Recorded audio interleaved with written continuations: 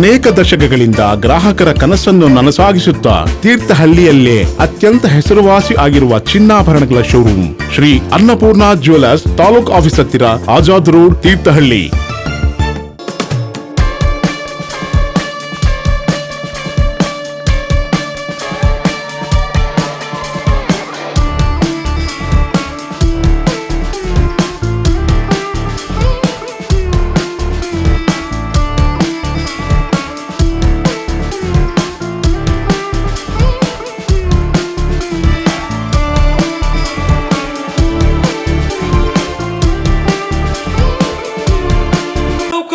ನಮ್ಮೆಲ್ಲ ಕುಟುಂಬದ ಸದಸ್ಯರಿಗೆ ಎಲ್ಲ ಕಾಯಿಲೆಗಳ ಆಸ್ಪತ್ರೆಗೆ ಉಚಿತ ಚಿಕಿತ್ಸೆ ಕೊಡುವಂತ ಯೋಜನೆಯನ್ನ ಜಾರಿಗೆ ತಂದಿರುವಂತ ಸರ್ಕಾರಕ್ಕೆ ನಾನು ಅಭಿನಂದನೆಗಳನ್ನ ಈ ಸಂದರ್ಭದಲ್ಲಿ ಸಲ್ಲಿಸಲಿಕ್ಕೆ ಬಯಸ್ತೇನೆ. ಅದ್ರ ಜೊತೆ ಕಳೆದ ತಿಂಗಳು ನಾನು ಚುನಾವಣೆ ನಿಂತಿದೆ, 4 ತಿಂಗಳಿಂದ ನನ್ನನ್ನು ನೀವು ಅಧ್ಯಕ್ಷರಾಗಿ ಆಯ್ಕೆ ಮಾಡಿದ್ರೆ ನಮ್ಮೆಲ್ಲ ನೌಕರರಿಗೆ ಸ್ಯಾಲರಿ ಪ್ಯಾಕೇಜ್ ಸಿಸ್ಟಮ್ ಮೂಲಕ ಯಾರಾದ್ರೂ ಎಂಪ್ಲಾಯ್ಸ್ ಡೆತ್ ಆದ್ರೆ 1 ಕೋಟಿ ಪರಿಹಾರ ಕೊಡುವಂತ ಯೋಜನೆಯನ್ನ ನಾವು ಜಾರಿಗೆ ತರ್ತೇವೆ ಅಂತ ಹೇಳಿದ್ವಿ. ಸರ್ಕಾರದ ಮೇಲೆ ಒತ್ತಡವನ್ನು ತಂದು ಈಗಾಗಲೇ ಯೋಜನೆ ಜಾರಿಗೆ ಬಂದಿದೆ. ಯಾವ ಎಂಪ್ಲಾಯ್ಸ್ ಆನ್ ಡ್ಯೂಟಿನಲ್ಲಿ ಡೆತ್ ಆದ್ರೆ 1 ಕೋಟಿ ಪರಿಹಾರ ಕೊಡುವಂತ ಅದ್ಭುತವಾಗಿರುವಂತಹ ಯೋಜನೆ ಈಗಾಗಲೇ ಜಾರಿಗೆ ಕೂಡ ಬಂದಿದೆ. ಬಹುಶಃ ಇಷ್ಟೆಲ್ಲ ಒಳ್ಳೆ ಕೆಲಸ ಮಾಡೋದ್ರ ಜೊತೆ ನಮ್ಮ ಮುಂದೆ 2 ದೊಡ್ಡ ಸವಾಲಿದೆ.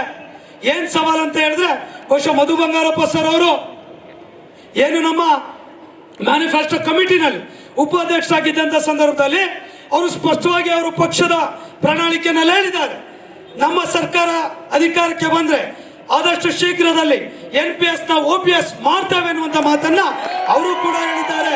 ಸೊ ಅದು ಕೂಡ ನಮ್ಮ ಮುಂದೆ ಇರುವಂತ ದೊಡ್ಡ ವಿಚಾರ. ಇದಕ್ಕೆ ಸಂಬಂಧಪಟ್ಟಂತ ಸನ್ಮಾನ್ಯ ಮುಖ್ಯಮಂತ್ರಿಗಳನ್ನು ಮಾಡಬೇಕು ಅನ್ನುವಂತ ವಿನಂತಿಯನ್ನ ಮಾಡ್ತೇನೆ. ಅದ್ರ ಜೊತೆ 2026-27ಕ್ಕೆ ನಮ್ಮೆಲ್ಲರಿಗೂ ಕೂಡ ಸೆಂಟ್ರಲ್ ಪೇ ಕಮಿಷನ್ ಆಗಬೇಕು. ಅದು ನಮ್ಮ ಮುಂದೆ ದೊಡ್ಡ ಸವಾಲಿದೆ. ವಿಶ್ವಾಸ ಇಡಿ ಸರ್ಕಾರದ ಮನವೊಲಿಸಿ ಕೇಂದ್ರ ಮಾದರಿ ವೇತನ ಇಡೀ ದೇಶದಲ್ಲಿ 24 ರಾಜ್ಯಗಳಲ್ಲಿದೆ. ದುರ್ದೈವ GST ಕಲೆಕ್ಷನ್ ಇಡೀ ದೇಶದಲ್ಲಿ ನಂಬರ್ 2 ಪ್ಲೇಸ್ ನಲ್ಲಿ ಇರೋದು ಕರ್ನಾಟಕ. ಅದು ಸ್ಟೇಟ್ ಪೇ ಸ್ಕೇಲ್ ನಲ್ಲಿ ಇದಾವೆ. ಇವತ್ತು ಗ್ರೋತ್ ರೇಟ್ ಅಲ್ಲಿ ಟಾಪ್ ಇದಾವೆ. ಎಫಿಷಿಯನ್ಸಿ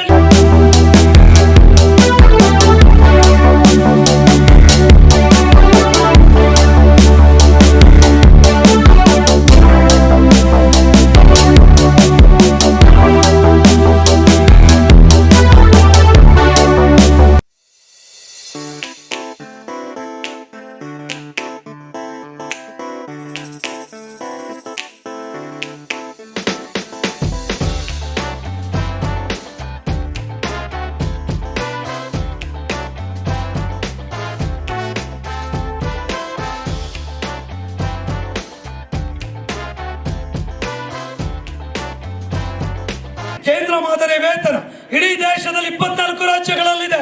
ದುರ್ದೈವ GST ಕಲೆಕ್ಷನ್ ಇಡೀ ದೇಶದಲ್ಲಿ ನಂಬರ್ 2 ಪ್ಲೇಸ್ ನಲ್ಲಿ ಇರೋದು ಕರ್ನಾಟಕ. ಅದು ಸ್ಟೇಟ್ ಪೇ ಸ್ಕೇಲ್ ನಲ್ಲಿ ಇದಾವೆ. ಇವತ್ತು ಗ್ರೋತ್ ರೇಟ್ ಅಲ್ಲಿ ಟಾಪ್ ಇದಾವೆ. ಎಫಿಷಿಯನ್ಸಿ ಟಾಪ್ 5 ಇಲ್ಲಿ ಇದಾವೆ. ಅಭಿವೃದ್ಧಿಯ ಸೂಚ್ಯಂಕದಲ್ಲಿ ಇಡೀ ದೇಶದಲ್ಲಿ 7ನೇ ಪ್ಲೇಸ್ ನಲ್ಲಿ ಇದಾವೆ. ಆದ್ರೆ ಸೆಂಟ್ರಲ್ ಪೇ ಕಮಿಷನ್ ಇಲ್ಲ. ಹಾಗಾಗಿ ನಾನು ಸರ್ಕಾರಕ್ಕೆ ವಿನಂತಿ ಮಾಡ್ತೇನೆ, ಸೆಂಟ್ರಲ್ ಪೇ ಕಮಿಷನ್ ಕೂಡ ಆದಷ್ಟು ಬೇಗ ಅದನ್ನು ಕೊಟ್ಟರೆ ಈ ರಾಜ್ಯದ ನೌಕರ ಇನ್ಯಾವುದು ಕೂಡ ಬೇಡಿಕೆಗಳು ಇರೋದಿಲ್ಲ ಅನ್ನುವಂತ ವಿನಂತಿಯನ್ನು ಕೂಡ ನಾನು ಸರ್ಕಾರಕ್ಕೆ ಈ ಸಂದರ್ಭದಲ್ಲಿ ಹೇಳಲಿಕ್ಕೆ ಬಯಸ್ತೇನೆ.